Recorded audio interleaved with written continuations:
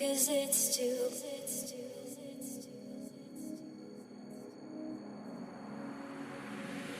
'Cause it's.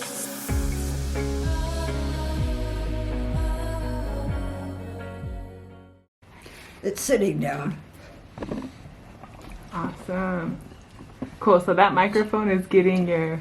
Do you want me to get closer, or is this? Oh, that's perfect. That's perfect. And I'll just adjust the camera so we're good. What are we going to talk about? We're going to talk all about you and your knowledge. All good things. So we can start with, could you tell me your name? Oh yeah, go ahead. Margaret Ball. Could you tell me your age?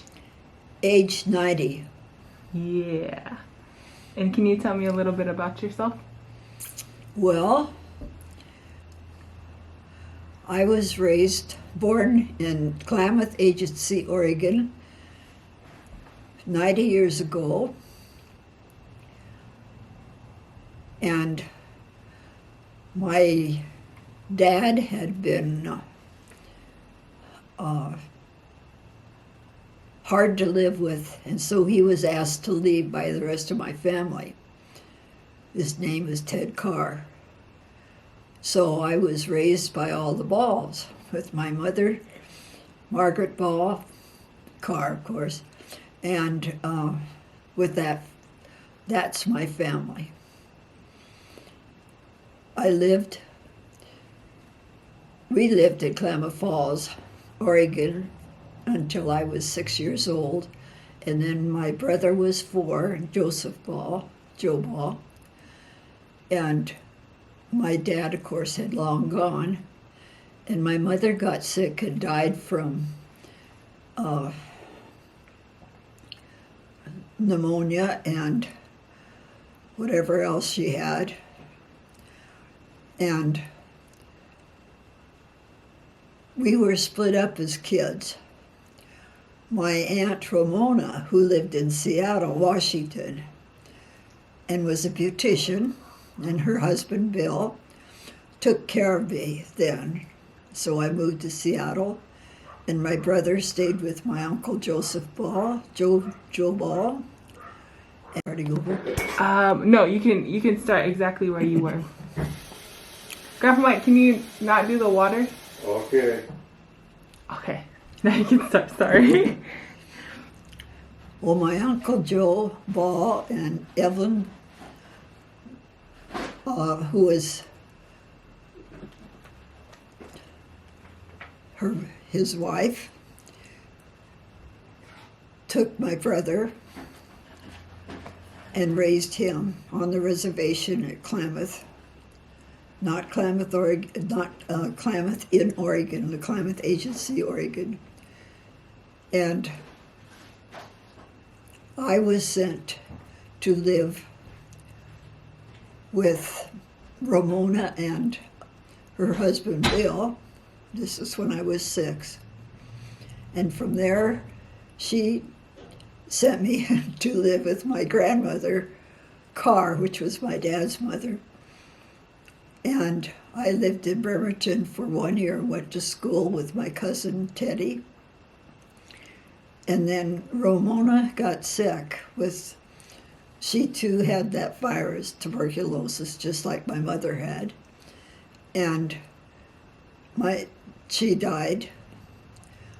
And so I was sent literally to live with my Uncle Joe Ball, my Aunt Lorena, and my brother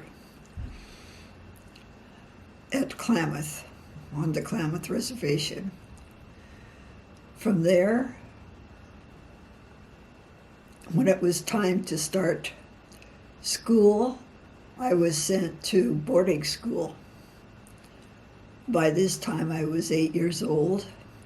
So I spent my 8th and 9th year in the 3rd and 4th grades in Bremerton, Washington, at a boarding school.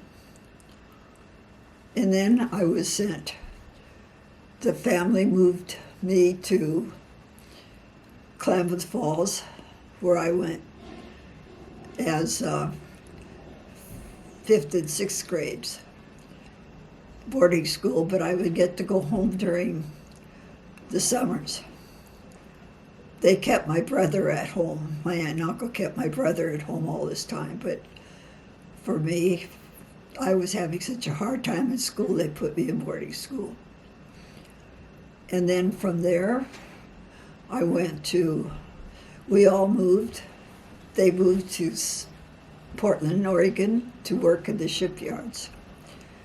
By then I was in the 7th grade, so they put me at Mount Angel, Oregon with the Benedictine sisters for my 7th grade. And then when I went to the 8th grade, they brought me to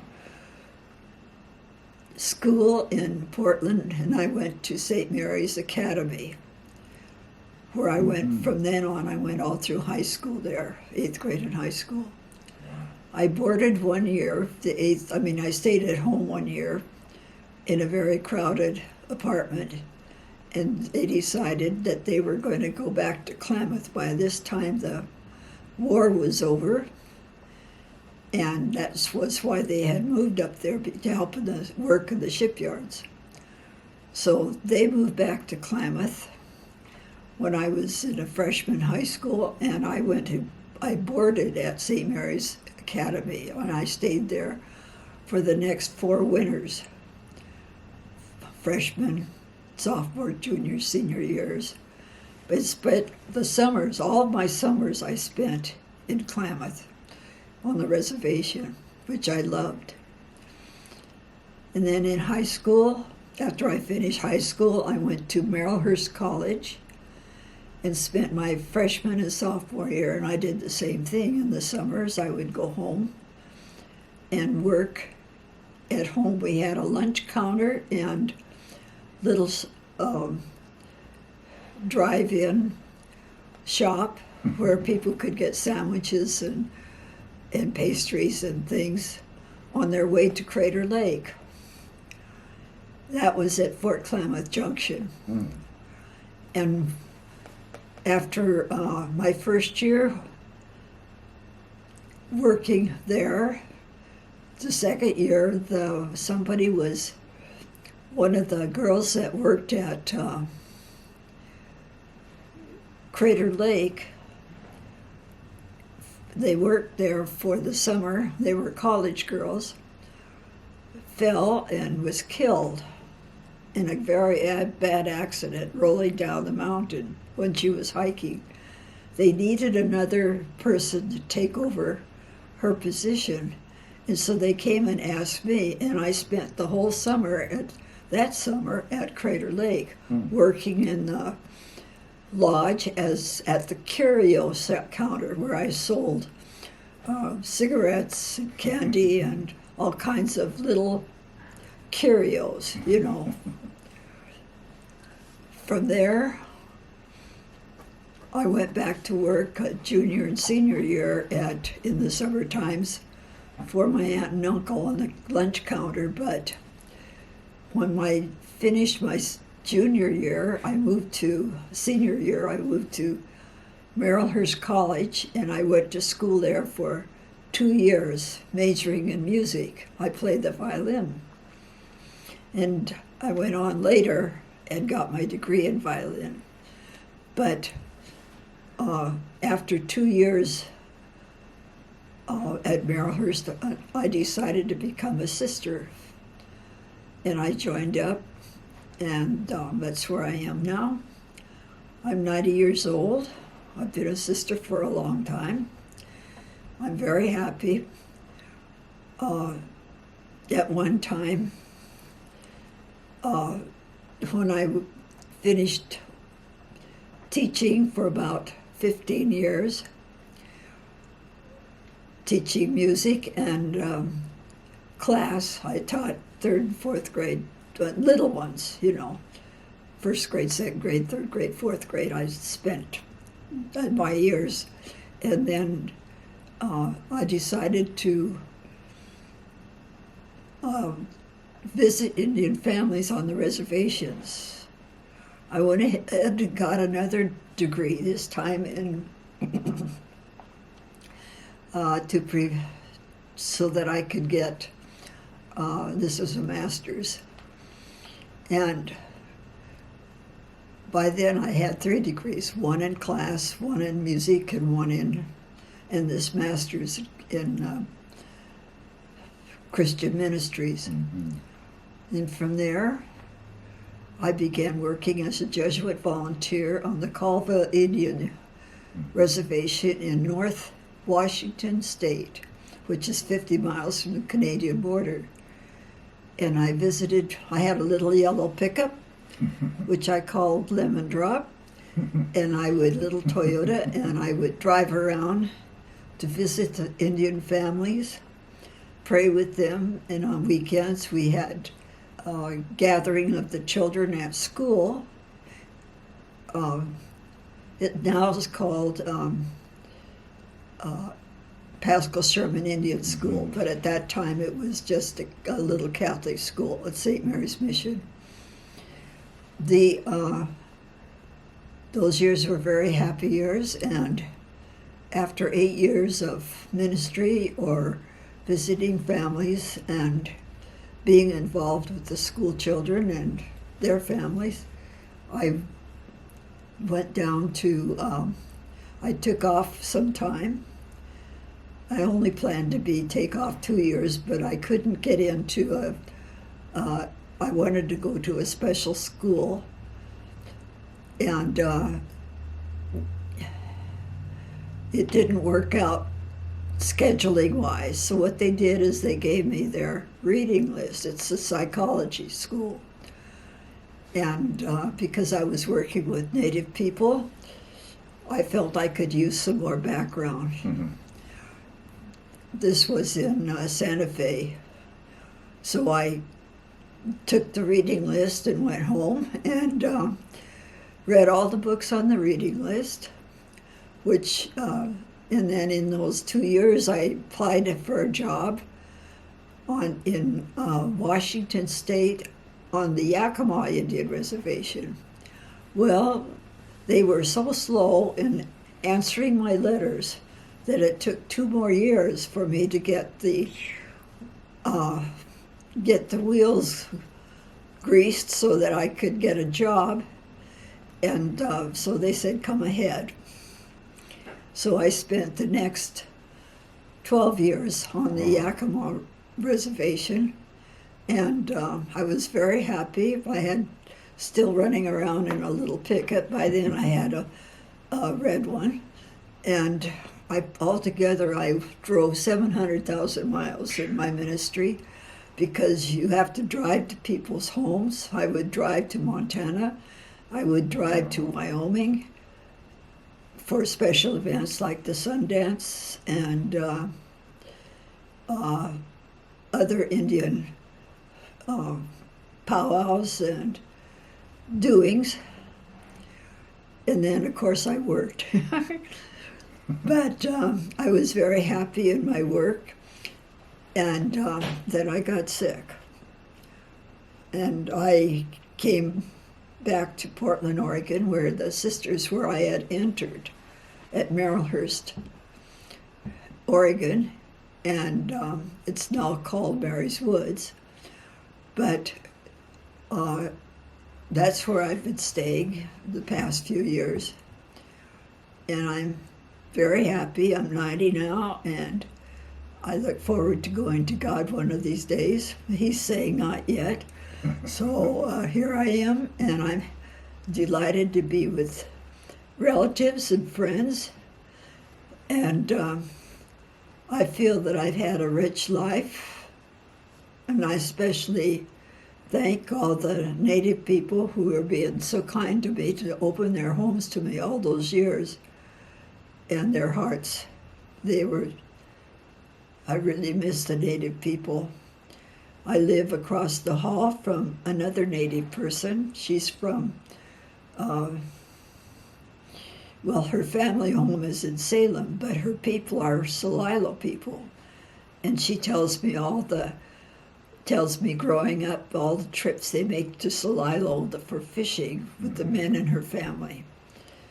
And so at least I have I'm in touch with the Native people, and I used to go to all the powwows that were held by, what's the name of that? That were held in Portland. Bow and Arrow Culture Club, Delta Park. The Delta Park powwows, and we set up a booth, and we raised money for our Indian doings. And so I've had a rich life. I'm happy. My health is, it's good enough for 90. And I just love the people. I miss them because I was so immersed with the Indian people for so long. I miss their ways and I miss the doings. But I'm happy, and thank you for listening. Awesome, Kesha. That was beautiful. That was good. That was really good. Yes. You know how to tell a story. You know how to tell your story. Thank you. You're welcome. So my next question, I wanted to know a little bit about what you know about Fanny Ball and your relation to Fanny Ball, and just anything, really anything you know at all about Fanny Ball. The only thing I really know about her, other than the fact that she married Joseph Ball, an Englishman, and his very stunning graveyard shrine is very tall, and that her graveyard shrine is just a flat piece of marble with her name Fanny on it, which lies next to her in the Wilson Cemetery. And I do know that when she was a young girl, that she is the one that stayed back from going to Oklahoma when they ran the boxcars to pick up the Indians and take them to Oklahoma from Chiloquin, who would be from wherever it was, probably Chiloquin, Oregon, where the train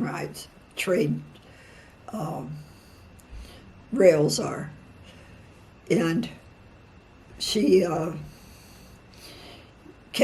the tribe kept quiet about her being a Modoc among all the other Indians that were there. And because the Modocs had been run out after the war and taken to Oklahoma, so they were enemies. But she escaped by being quiet and not letting people know who she was, and neither did the people. They kept that quiet until she died, and then they had a huge celebration. And that I'm delighted and happy to know that for years I used to clean graves, and I was privileged to clean her grave, and wish I had known her and known more about her. But that's really all I know. Thank you. Thank you. Thank you. Thank you. Because I know that my mom is always, and me too, and like our family has wondered her relation to Captain Jack, whether or not she was his sister or his daughter, because of like the age, and like because people can't really get her information on the censuses because of her hiding. So do you know anything about that? Or if All I know was that she was married to him. Well, that's what I heard. To that Captain Jack? Captain Jack. I have no idea. She was of marriageable age, is what they told me, but maybe somebody else has more knowledge that if she was younger. But whatever it is, that they did not, the Indians, the Modocs, did not say anything about her staying in Chiloquin, and whereas the other Modocs were sent by boxcar east. Wow. Thank you. Yes. Thank you. Do you remember, and if you do, could you speak about some of your memories about Joe Ball's gas station What's it called again? Sand Creek. Sand Creek. Oh, we used to go. I was just a little person, but school age, and because my mom died when I was 6, so that puts me in about Second, third grade. 7. I was with my Grandma Carr and Grandpa Parr and that family, and when I was 8, from the time I was 8, I was taken to Klamath on the summers. So every year in the summertime, we would go up to the marsh, and we'd go up to, what's the name of that mountain? Shasta? Yamsi? Can't think of it. Mountains out there. Oh God, I know which one you're talking about. Yeah, Yamsi. Yamsi. Mountain. We would go up to Yamsi, and in the morning, I told you that the women would fish, and we would catch grasshoppers so they could fish. The kids would. And then in the afternoon, after lunch, we got to go swim in there was one place in the creek that was low, that held a lot of water, and we could paddle around in there and play in there, but we couldn't go where they were fishing. And the women would continue fishing until it was and I can remember getting up and having liver and potato salad for breakfast. Because the men had been out so early, we were just still getting up when they got home from hunting. And I have a funny story. We had one white man in the group that was married to Cora Heminger. Tommy Heminger was white. This couple would come up hunting with us, but he fished all afternoon or all morning. Well, Tommy had, to our surprise as kids, we were walking down the creek and we found this catch, these beer bottles full of beer cooling in the creek. And so we ran back and told the women who were fishing, we found Tommy's beer, because we knew whose it was. Mm-hmm. And so they came down, they took the beer, and the group of them all drank all the beer. Well, when Tommy went to get his beer later that afternoon, he didn't dare talk about it because he wasn't supposed to have it. Mm-hmm. And the women, of course, didn't say anything about it. And we all laughed about it behind his back because we knew where his catch was and had tattled on him. That's the only funny story I know of. But I think it's a good one. That is a good one. Thank you for sharing. I have another question. I was wondering if you knew the names of all Joseph Ball's children? Ball? Yes. Grandpa Yes. Joe. Grandpa? I think. Hold on. Well, there's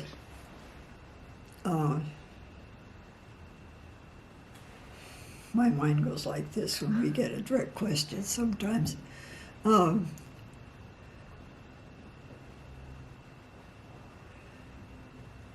Ball children, well, my mother, Margaret Ball Carr, and Ada,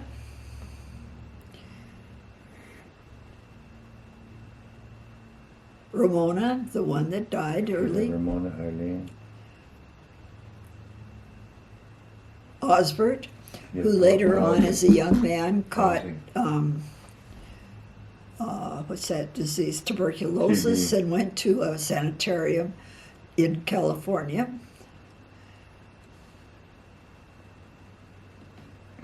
Who did I miss? The 3 girls, Ramona, Eileen, Ada. Ada, Ramona, and my Margaret. Yeah. And the boys are Osbert, Joe Ball, and Woody Lee. Yes. Woody. Yes. Woody Lee is son of Woody. And that's 3 boys and 3 girls. And I have a picture at home, which I hope somebody in the family wants. And it's a picture of the 6 children when they were young. Some of the 3 girls and the 3 boys. One's on a little bicycle, and they are cute as can be. And Touch, their mother, Touch. and I don't remember her given name. To me, Lillian. Lillian. Touch, yeah. Lillian Ball. And she was a beautiful young woman, very vibrant, and then she got tuberculosis or whatever. Sclerosis. Well, whatever she got, Mhm. she got multiple sclerosis. Yes. And she raised her children by having her bed in the living room, hospital bed in the living room. And that's where the family gathered. And she was a wonderful woman. And the kids were as cute as could be. I got, in the community, things are pretty tight. For me to go home, get permission to go home, was unusual during the school year. And, but because I was in Portland, Oregon, teaching preschoolers at that time, at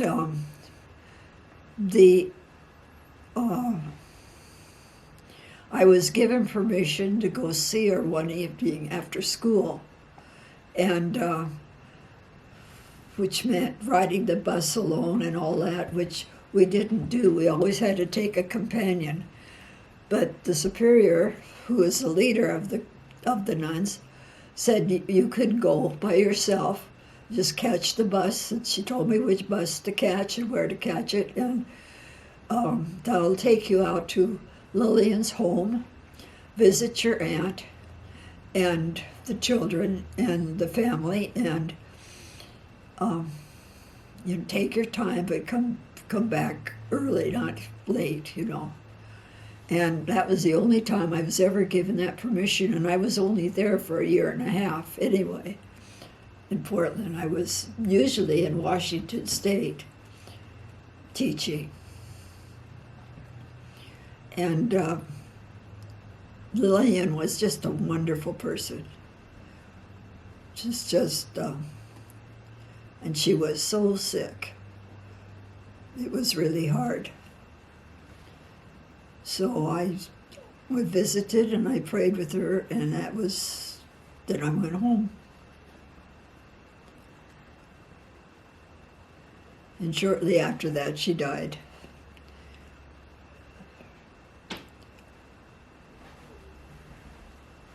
It's kind of a sad tale, but it was good. Thank you. Thank you for sharing that. Mm-hmm. I'll bring up some lighter questions. I'll bring up some more questions if that's okay. Are Sure. you doing okay? Okay. What's something that no one knows about you? Well, a lot of them know me. I played the violin, for one thing. And I miss playing because we can't play in a group. When you play in a group, you're close together and hear each other. And we haven't tried playing on, what do you call those windows you have now when you speak to each other? You know what I mean, when they have a conference call? Well, that's the only thing we could do, would be to play individually and have a conference call, but I haven't tried that. And I don't think I want to. You miss the whole point of being in a group. Because you get the action between the musicians. It's just like any other group, it's when you start and when you stop and when you make something loud and when you make something soft. But I do play the violin, and they want me to join the bells, that you ring. So one of these days I'll see if I can get into that group that still wants me. That might be fun. But bells are loud and you can be separated from each other more so than a string group where you practically breathe the notes together. Thank you. You talked about your connection to Chiloquin and Klamath and the people and family and all of that. I was wondering, what has your connection and relationship to Chiloquin meant to you? Don't understand. So, let's see if I can see. What has your relationship, let's see. How is your relationship to Chiloquin, being raised there, born there, families there? What has that meant to you, especially now that you live in Portland? And you were talking about it a little bit, like your memories, thinking about just like your love for Chiloquin. What do you think that has meant for you? And I know you kind of explained it, but if you have any more. Well, I loved the children where I was where I was teaching, but because you're a teacher and fourth. So when you have 50 children in a classroom or 45, it's a lot harder to have a reciprocal association with each child. Some you like better than others, some you get along better than you do with others, but you're there to teach them and they're there to learn, and that's pretty much the message that they get, at least from me. I wasn't much of a teacher. I did better when I was one-on-one with people, adult people. And I guess that's just me. I relate to the children in a family because you're with the family, it's the whole family. But relating to children in a classroom is very different. It's especially when there are 50 of them. You're doing well to remember their names, get the papers straight, and get the right ones with the right grades and all that. You do the best you can. I didn't teach very long. I only taught about 8 years. I taught 8 years of music and then, 4 or 5 years at class. That was all in a classroom. But there were 50 kids in the room, so, you just do what you can do. And I was such a new one on the block that I had a friend who taught the other first grade, and she would run off. Those days we had mimeograph sheets, and she would run off enough sheets for each class, the spelling lesson and the math lesson and whatever else science lesson you were teaching. She would run off all those papers, all enough for my class and her class, because we kept the 2 first grades together all the time as far as content of teaching. And thank God for her. She just died just quite recently. But I've had a lot of wonderful experiences, and I enjoyed, of course, the most being with the Native people. I was at home. I was at home on the reservation, and I was at home with the people. Mm-hmm. And I got along with the people. Thank you. You always have a few enemies, but that's normal. Were you scrapping around with people? No. She's like, I always won. You always meet someone who wants to take advantage of you. Mm-hmm. Mike, do you have any questions you'd like to ask? Yes. Do you have any memories?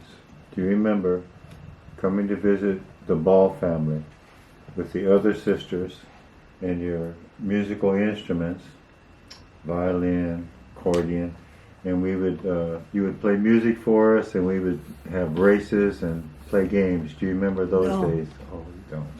I wish I did.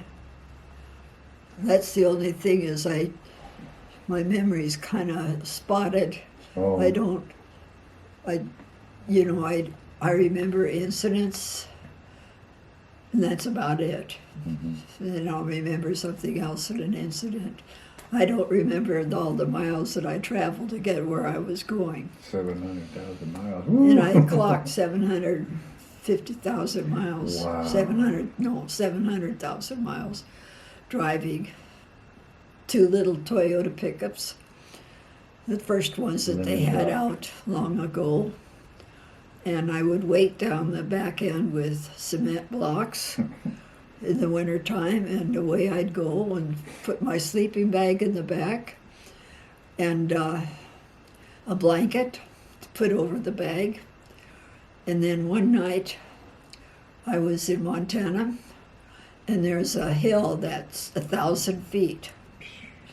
I guess you'd call it a mountain. It's 1,000 feet, and I drove up to the top because I knew there was a medicine wheel on top.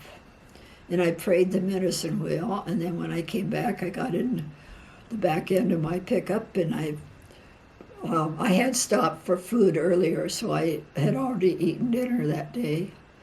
And I got in the back of my pickup and tried to sleep. Well, it was freezing cold at that altitude. There was no way I could stay warm, no matter what I put on. And I was so much awake most of the night. But anyway, I would not trade that experience for any other. That's for sure. And the next morning, you can guess who was the first one out of the parking lot. Mhm. And I went down the hill to where there was a restaurant, down the mountain to a restaurant, and got some hot coffee and whatever else they had to eat, and went on my day to get where I was going. I traveled, 700,000 miles. I traveled from Omak, Washington, across to Spokane, and then across to Idaho, and then all the way to Wyoming. And at Wyoming, I had been invited to the Sundance. And so when I got there, my partner, Sister, what's her name? It'll come to me. Conchella Mary Briggs.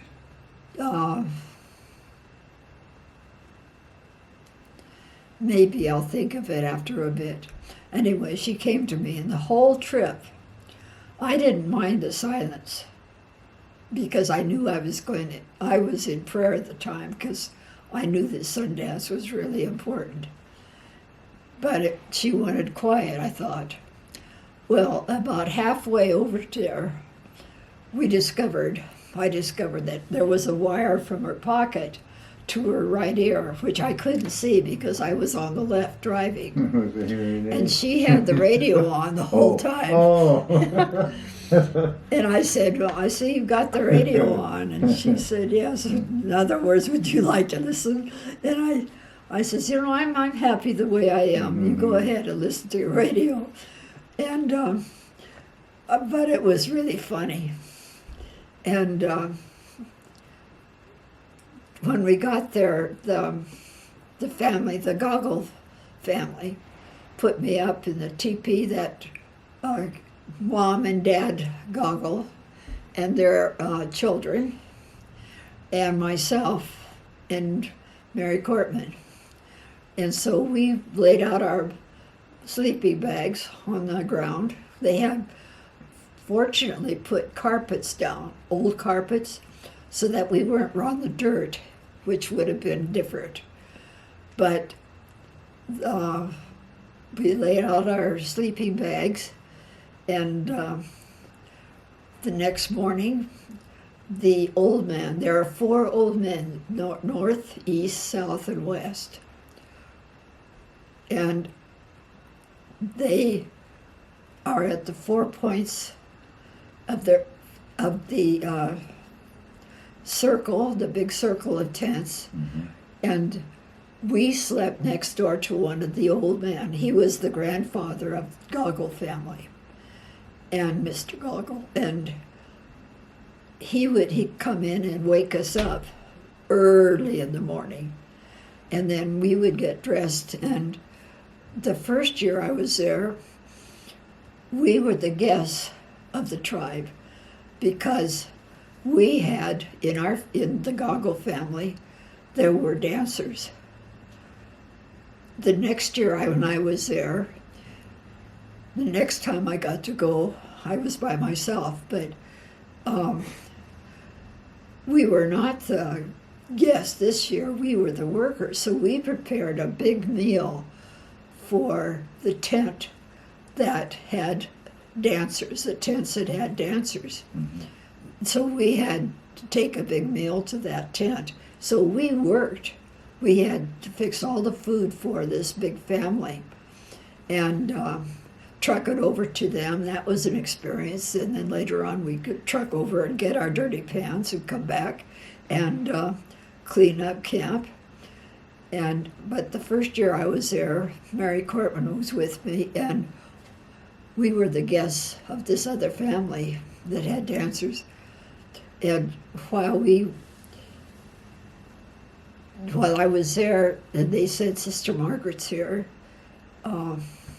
would you come and pray with one of our members that died?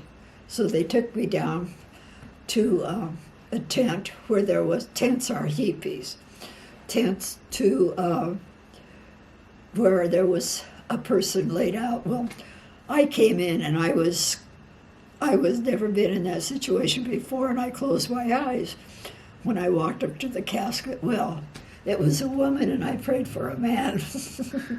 And I felt really. And then when I opened my eyes, I said, oh, I'm sorry, I prayed for a man. And yeah, from then on, I kept my eyes open when I prayed. Let me tell you. But then I did my little duty and. Ooh! Hey. Whoa! Look at that move! All right! Did you? What would you call it? The side step. That's the side step. Yeah, well, that's for me. I like it in the whole. But everybody at the powwow, when we all dance around doing the side step, and there's so many people, you have to make two lines, one coming other way and one going this way, and because you're taking care of yourself, but you're being aware of others. You're greeting others, and that's why I like it. Did you? Yep.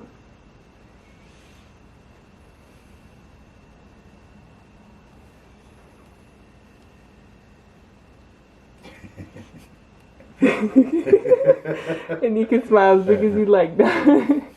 I said shotgun. I went and got her today because it wasn't supposed to get so hot. Oh, can I have you over here, Grandpa Mike? Take Yeah. pictures. Right now or with Right now. I'll have you and cousin Margaret take some photos.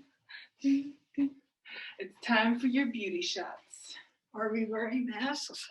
So for you, I'll have you go first, and you can have no mask, and I'll keep my mask on.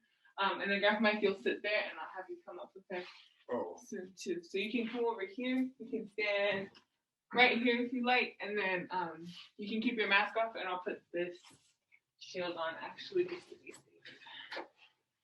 Okay.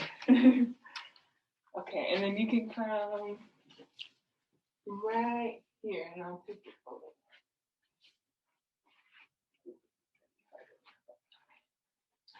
Okay, maybe right here. No, wait, maybe over here. Hey. And then one look at Grandpa Mike.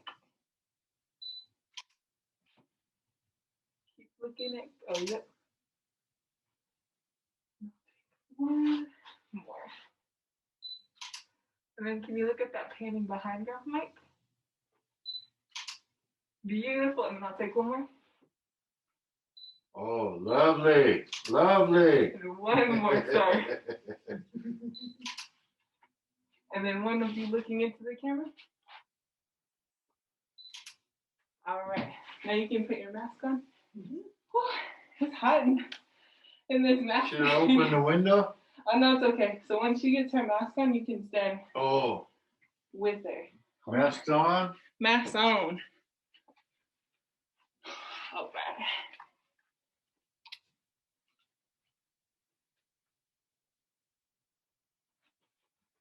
One, two.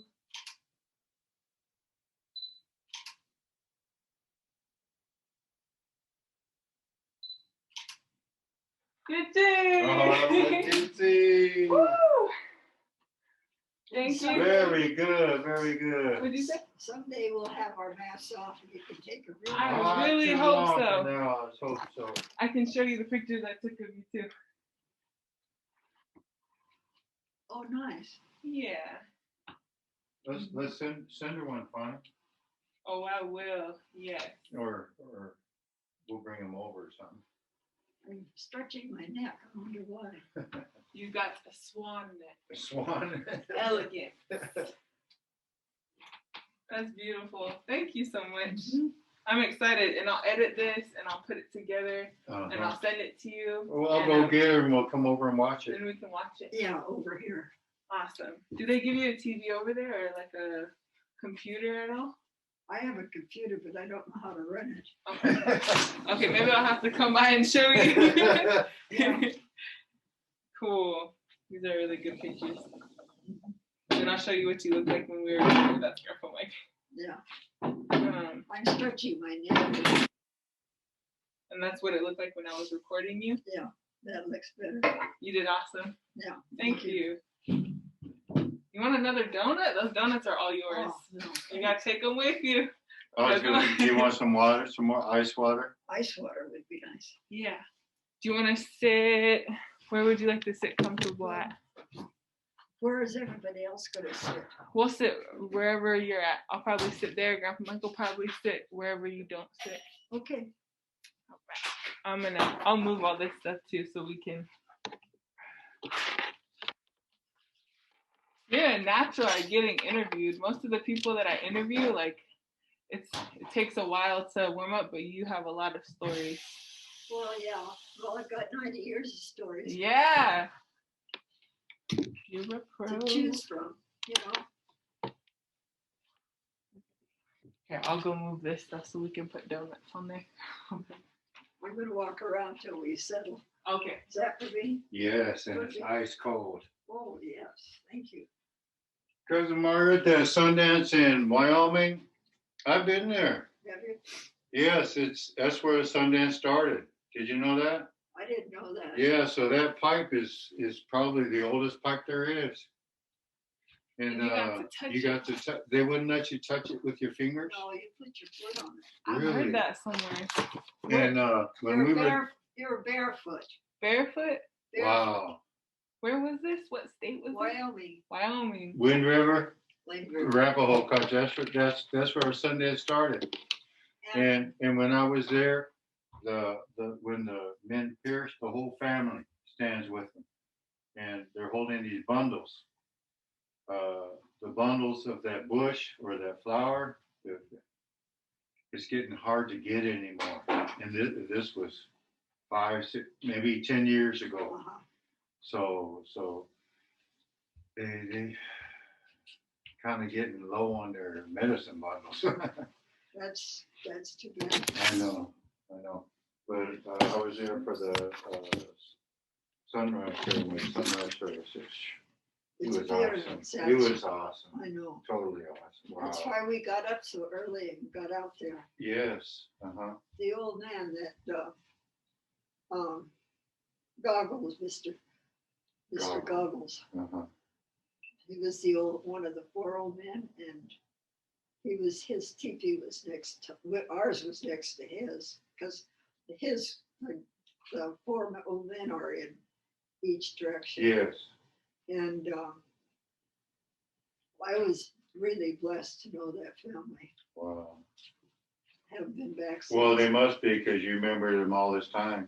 Yeah, and I was there two different times. Really? Yeah. First time with my friend, she wanted to go with me.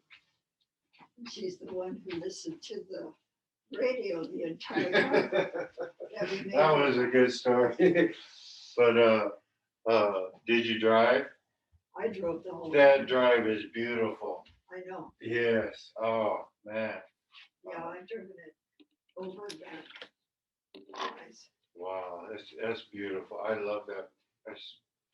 I think you go through the Teton Mountains. Is that that? Yes. Yes. Beautiful. Beautiful. Tetons are magnificent. And do you remember Sister Francella Mary Griggs? Oh yeah, I've known her for years. See, you and the other sisters would come over, play your violins, accordions, guitars, and you come to visit Lillian and us, Tux and us. We have races and do stuff and play games. And I was telling Sister Francella Mary about that because we used to work together at the Urban Indian Council. Yeah.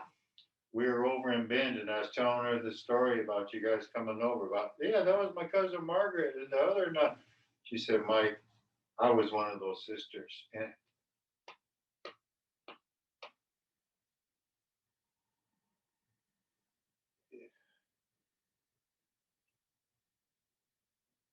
she was a great lady. I loved her.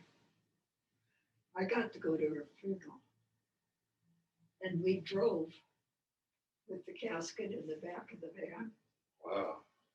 And the water from that river that flows next to the highway kept lapping over the highway. And we prayed the whole time that we'd get where we were going with the casket ready for the funeral. And we made it. Then we stayed overnight. And of course, the next day it was okay. But wow. We were really worried we wouldn't get there for the funeral because we had, the time that they wanted the funeral. Where are we sitting? Oh, I forgot to get one more shot of you. It'll take like come 10 on. seconds. How many do you need? It'll be okay. So you'll stand right here again. Don't worry about this. And you'll stand still. You'll look at the camera, and I'll come forward with the camera like this. I can take your elbow for you. I'm gonna take my mask There's a off. pretty nice camera here. Yeah, and I'm gonna put my shirt back on, and I'll get that.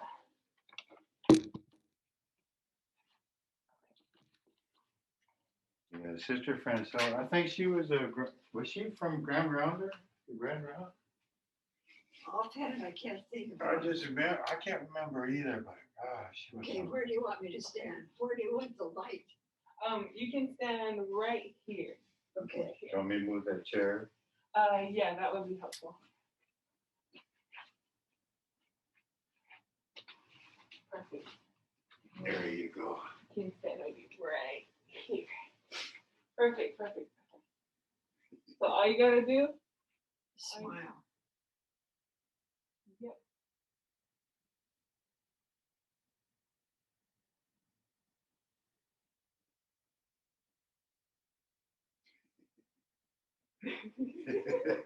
And you can smile as big as you like that. All right, we got it. Now we're done. Thank you, Cousin Margaret. You're welcome. And I'll show you what that looks like too.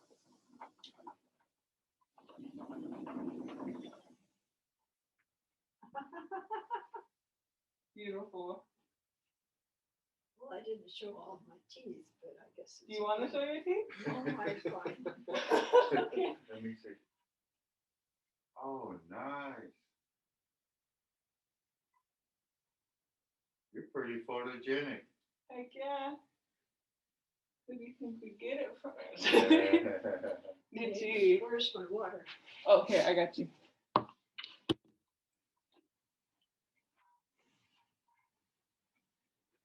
Make you drink this. That's like cold. Well, that turned out much better than I even expected to. Well, thank you for taking all this time. Oh no, thank you. That's what she does. Thank you, thank you, thank you. I'm excited because it's really hard to visit with family during the pandemic, and so it's just nice to talk with you, and then everybody can learn from you. And Well, I've had a good life. 750,000 miles. I can't get over there. Wow. you said you drove all the way to New York. I've been to New York Wow. only once, and I took a plane. That's I've been to, the Indians have a conference called Kateri-Tekakwitha Conference. And Kateri was Mohawk and Algonquin Indian. Did you know her story? She was young, marriageable age, and she told the people her own parents died when she was, remember when the smallpox went through the early people that brought it over? Well, her parents died and her uncle, who was the chief, raised her. And he said she was of marriageable age and he was going to see that she got married. And so she told the local priest that she didn't want to get married. She wanted to be like the nuns who don't get married.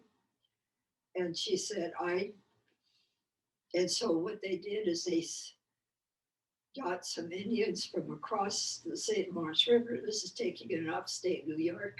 Now it is, but it wasn't then. And across the river, there was a village of Catholic Indians.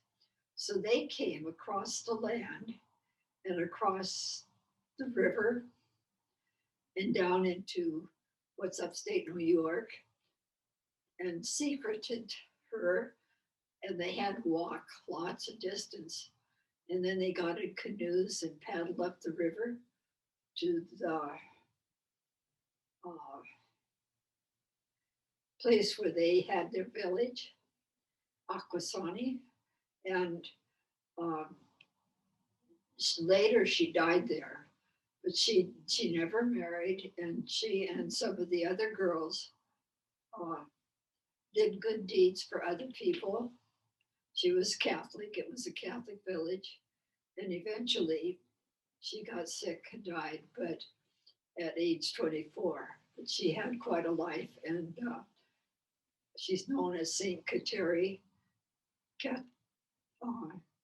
And there's an organization that sprung up among the Indian Catholic people throughout the United States and Alaska. And they have we don't anymore, yearly conferences in different states over the years. And they'd be 3-day conferences, and we'd sing a lot and pray a lot and go on a trip to some site that they had planned.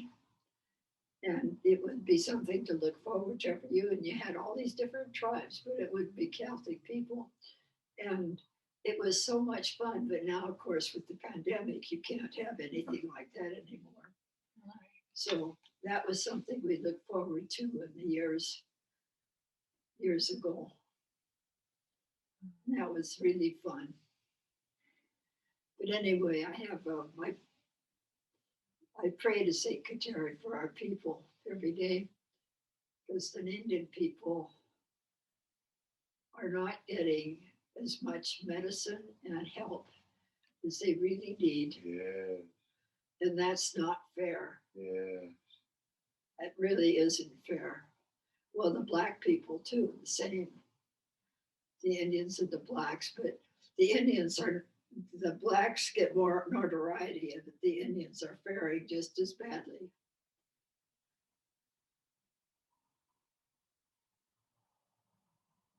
multiple pandemics going on. And I'm so glad you're getting an education. Yeah. I really am. Uh-huh. You're blessed. Thank you. There's so many that they get started off, but they don't get to finish for one reason or another. Sometimes their own fault, sometimes somebody else's fault. But You got like 3 degrees. I couldn't even keep count how many degrees you got. one in music, one in teaching, what you would call, and one in the masters in ministries, which covers a lot of territory. Wow. Indian ministries. Is that like a theological degree? No, it's a combination Oh, of the various studies, theology and the other psychology and things like that lead up to Christian practice. wow. But it's a good degree, and I went to summer school for that. Went a couple summers, got that degree because I had the basics already, and I didn't need much more to get a master's. Could you teach me how to do that side step? Oh, I want to film this. It's like, okay, so it's like, Well, you don't have to move your bottom so no. much. no bottom, no bottom. Grandpa Mike, you better get up. Okay. It's left, right, left, right, left, right, left. You're putting your weight on your left foot. But if you're at the longhouse, you learn how to do it both feet. You're drumming. Oh. It's a drumming Oh, so song. it's like a round dance. Yeah. Okay, I was like, okay. Yes. Should we put, Grandpa Mike, you should put your song on and we can. Okay. Grandpa Mike's always got music to dance to, and we went running down at this middle school over there, and on the way back, we were just dancing on the road. It was a lot of fun. So he's always got music playing and stuff. My phone's out in the car. Is it? Okay, Yeah. I'll go grab mine. Got the 2-step. Yeah. The 2-step. I never expected this today. Not the 1-step, but Not the 1-step, the 2-step. Is it 1-step or is it 2-step? Before this virus came, we used to meet and have a drumming. Yeah. And the 2-step, I taught him this. And we would,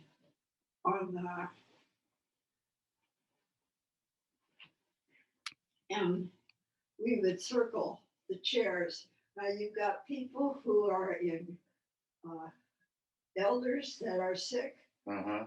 and elders who have trouble walking, but Yeah. they still get up and do the. Oh, good. That's for the equinox.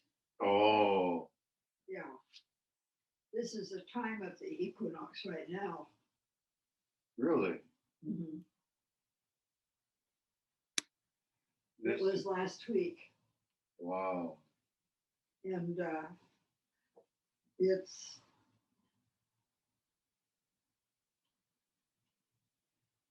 every once a month we would gather and drum, Uh-huh. and then when everybody sung songs and prayed and talked, then I taught them to do the 2-step. All right. The 2-step. All right. And that is the end of our meeting. Wow. This is the old timers where I live, Yeah. you know. Well, Ray Connors, he's Nez Perce, he's passed away now, but he told me how the round dance Mhm. came to the Nez Perce people. Oh. And he told me the woman's name and all that. I forgot now, but what he said was that nighttime, Yeah. they would have guerrilla warfare with the troops. Mhm. And in the mornings, they would gather in a circle to see who was there, who was there. Who survived? Yes, yes. And this one woman, and I forgot her name now, but it's in this first name. I'll try to get it, but she got shot in the foot. And they would dance every morning to see who was there and look at each other, okay, that's why they'd have a circle. And she was shot in the foot, so she would dance like this to show that she was so Mm-hmm. glad to be there, still with them. Yeah. And then they all started dancing like that because she got shot in the foot, but yet she was. So that's why we do it like that. Yeah. I didn't know that. I I didn't thought know that either. it was groovy. Yeah. This is okay to put on the table? Yep, I can take it. But Okay, thank you. All right, let's get going.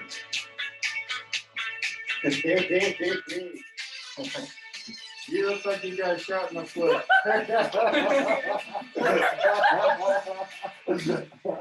Oh, I got shot in both feet. I got shot both. I got shot in my arm. Actually, after you've been sitting, you need to do this. Yeah, I gotta stretch it out. Stretch out the arm.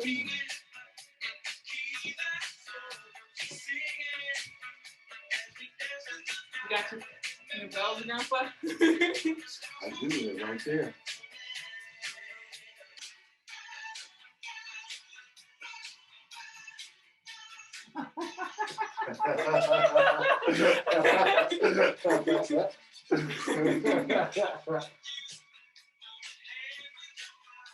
Grandpa might do those moves you were doing on the street yesterday. We gotta make money for Delta Park. There won't be no Delta Park this year. We'll make our own Delta Park. That's sad. We'll have Delta Park right here. This is Ball Park. Oh, this is a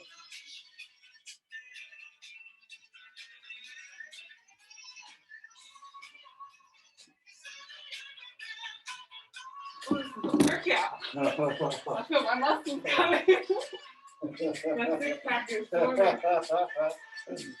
My six pack turned into an 8-pack. Oh, Oh, that's good for me. Cousin Margaret Oh. live. Sissy! Damn. She still wants to keep going. Cousin Margaret, you got the most energy in this You whole got room. more energy already. Modoc. Modoc.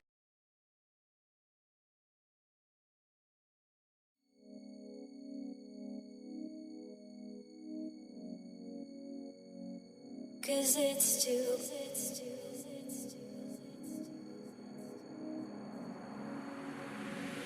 Cause it's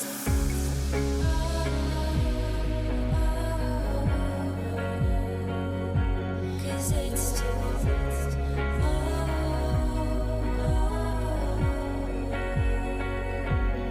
all I am is a man. I want the world in my hands. I hate the beach, but I stand in California with my toes in the sand. Use the sleeves on my sweater. Let's have an adventure. Head in the clouds, but my gravity centered. Touch my neck and I'll touch yours. You in those little high-waisted shorts.